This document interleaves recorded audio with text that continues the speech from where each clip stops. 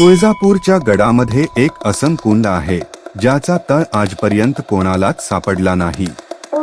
विज्ञानासाठी हे एक कोड आहे, पण भक्तांसाठी साक्षात गंगेचा अवतार। ब्रह्मदेवाच्या इच्छेवरून साक्षात विश्वकर्माने हे तीर्थ खोदलं।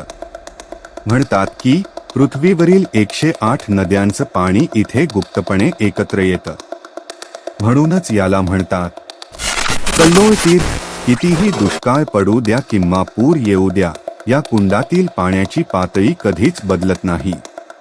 अनेक शोध झाले, पण या पाण्याचा उगम कुठून होतो हे रहस्य आजही पाताळात दडलं। केवळ स्नान केल्याने पिढ्यानपिढ्यांचे चर्मरोग बरे होतात आणि पापांचा नाश होतो।